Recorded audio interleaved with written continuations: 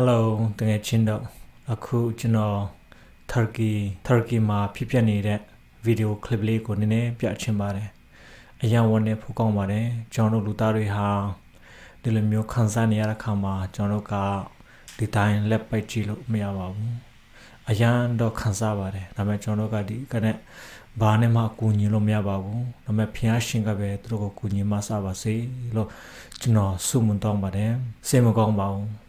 သားသမီးတွေကမိဘကိုရှာတယ်မိဘတွေကသားသမီးတွေကိုရှာတယ်အရင်တနာဖို့ကောင်းတယ်နော်ဒီလောကကြီးဟာတခါတလေစဉ်းစားမယ်ဆိုလို့ရှိရင်တော့မတရားဘူးလို့ပဲခံယူရပါတယ်ဒါပေမဲ့ဒီဟာကျွန်တော်ရဲ့ဒီလောကဟာကျွန်တော်ရဲ့သာရနေမဲ့နေရာမဟုတ်တဲ့အတွက်ကြောင့်လည်းလို့ဖြစ်တာပါဒီလောကရန်တရားဖြစ်တာပါဆိုတော့ကိုလည်းကျွန်တော်နားလည်ဖို့လိုပါတယ်ဒါပေမဲ့ခံစားရပါတယ်ဒီလူတွေဟာလူသားချင်းပဲဒီလိုမျိုးတကယ်ဒုက္ခကြီးတွေကြုံနေရတဲ့ခါမှာတော့ကျွန်တော်တို့ဒီတိုင်းလက်ပိုက်ကြည့်လို့မရပါဘူးစိတ်မကောင်းပါဘူးအဲ့ဒါကျွန်တော်ဗီဒီယိုကလစ်လေးကိုနည်းနည်းပြချင်ပါတယ် building အကြီးပြိုလဲသွားပါတယ်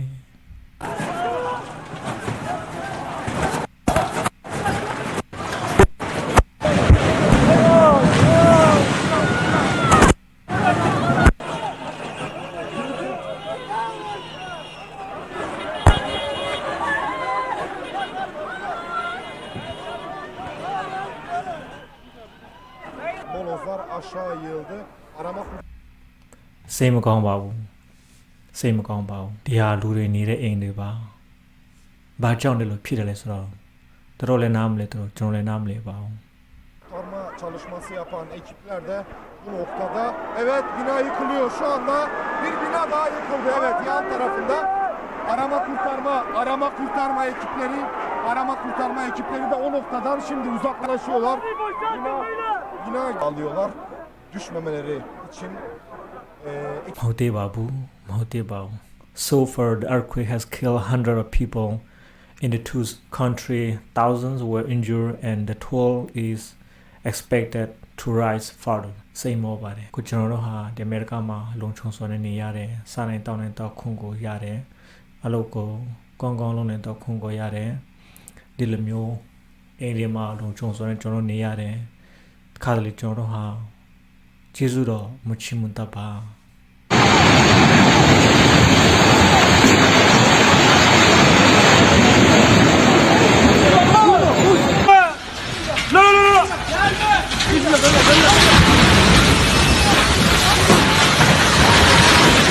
Powerful 7.8 magnitude earthquake rocked southern Turkey and neighboring Syria earlier.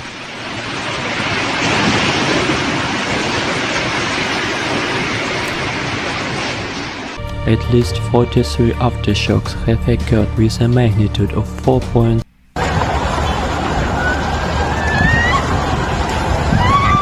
The quake was at a depth of 24.1 kilometers. စိတ်မကောင်းပါဘူးတနာစရာကောင်းတယ်ဟုတ်ပါတယ်တို့လည်းလူပဲလူသားချင်းစာနာစိတ်ရှိပါတယ်တို့လည်းပျော်ပျော်ရွှင်ရွှင်နဲ့တို့နိုင်ငံမှာငြိမ်းချမ်းစွာနဲ့အသက်ရှင်ခြင်းပါတယ်နော်ဒီလောကကြီးဟာ